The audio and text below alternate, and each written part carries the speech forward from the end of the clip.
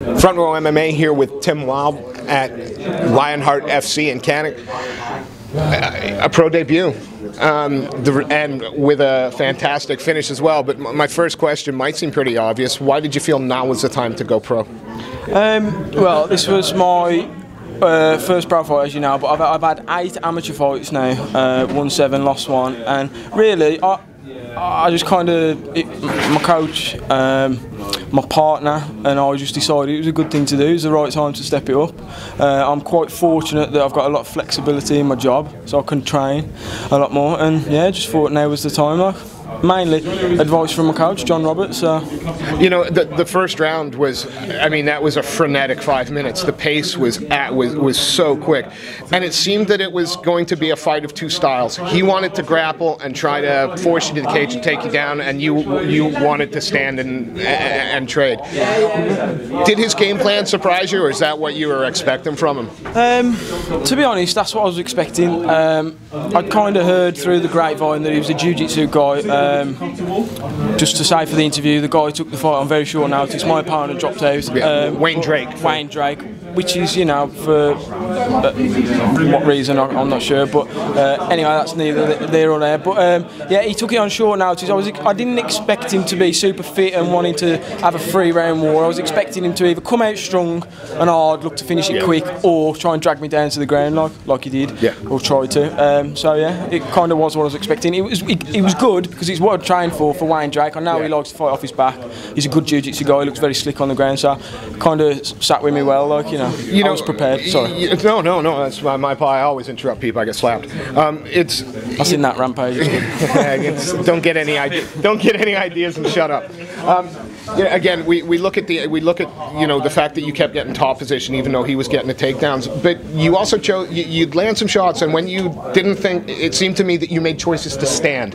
Was you know, is that because you knew that that's where you were gonna? No, exactly what you're saying. I like, when I fight, I like to be in control. So if I feel I'm getting the better of him on the ground, I'll stay on the ground. If I've had enough and I want to stand it up, I'll stand it up. I always, you know, I shouldn't really say this to future opponents, but I do always like to stand. I like to stand and bang. Stand-up fighting is what I've done all my life, and I love it. But I'm very comfortable on the ground too. You know, the only loss I've had in my career was, you might know him, Jefferson George, a lad. I had a great fight with him, sat in his guard for 2 4-minute rounds, and then right at the end of the fight, caught me with a triangle, and fair play, beat me. But ever since that happened, which was like my 4th fight, I constantly now in sparring, sit in people's guards, try and beat them up, pass it, stand back up out of it. I always put myself in that position because that's the only time I've lost, and it's built me to the fighter that I am today. So you know. Well, you throw with cruel intentions when you decide to throw, and again, you know, it was the patience of the ground and pound that was most impressive. How hard is it to kind of pace yourself and pick those shots as opposed to? I don't find it hard now. I used to, and that's why I lost to Jefferson George. But yeah, literally, you know, in that fight, I think the video of it's on YouTube. I'm throwing bombs like this, them coming from everywhere, just trying to finish him, and he caught me with a triangle, and I learnt the lesson the hard way. So now I try and have more of like a, not trying to compare me to him, but like an Anderson Silva kind of ground and pound, where I pick my shots and make sure when I hit him with bad intentions. Because at the end of the day, what's the point just swinging your arms and burning him out? If you're going to hit him hard, finish him, come out, have a beer, you know what I mean? Get the job done, right? So in the second round, it was kind of, it was almost like second round, same as the first. He looked to take you in, but you beasted him up against the cage, threw him down, got in the top, couple of wicked elbows, and then the choke. You know, again, you got the finish. Would you have preferred the knockout? Are you happy that you're showing people that you've got that well-rounded skill set? I always want the finish. I don't like to leave it. It's only ever, I've had one fight, it's only ever gone to the judges once. I don't like it, you know. I think at the end of the day, whether you're subbing him or knocking him out, you've got to finish the fight to prove you're the better fighter, because we've all seen it happen before, dodgy decisions and whatnot, you know. So finish the fight if you can finish it. But yeah, you know, if I can knock you out, I'm going to try and knock you out, right, every time. You know, who doesn't answer with with that question. Yeah, it's true. And jiu-jitsu coaches everywhere are grinding their teeth. Yeah, you know, but I know my jiu-jitsu coach would be happy today because I got the sub. But I was looking for the knockout before that, or the finish with the TKO. So you know, pro debut now out of the way. I suppose unlike amateur, you got to be sort of a little more. Careful's not the right word, but you're probably not going to get 6 fights in a year, whereas an amateur you might still. How often do you hope to step in the cage this year? I'd like to, you know, I ain't gonna lie, I know everybody probably says this, but this ever since I started MMA, I've fell in love with it. I'm so passionate about it, and I want to go all the way. That is my goal. I don't just want to do it, have a few pro fights. If I want to do it, it's the same with everything in life. I'll go at it full ball, so I'm putting everything into it. You know, I've had my first pro debut. I just want to fight as much as I can, as often as I can. My coach, John Roberts, excellent coach. He gets me the right fights, the right time, trains me up well for him. So yeah, if I can get 4, 5 fights in this year, I will. If I can get 8 fights in, you know, it all depends how the fights go. You know what I mean? Yeah, I could fight in 4 weeks' time, knock him out in 30 seconds, and then be able to fight again. You know what I mean? So one lesson I have learned now, is I'm going to definitely seek a nutritionist or something, because it was a hard cut. I cut from 77 down to 70. I actually cut weight, and that's a lot of weight to cut. And I think I felt it a little bit in the fight, although it may not have looked like it, but I did feel gassed, which I don't normally. My cardio is normally on point. So, but yeah, like I say, I want to fight as often as I can, and yeah, whoever's out there wants to fight me, fight me. Well, is there any chance that we will see the fight with Wayne Drake after this one? I spoke to his coach. I think the reason was he has gastric flu or something. But yeah, you know, there's no beef there by any means. But he seems like a good fighter. He's the AMA champion.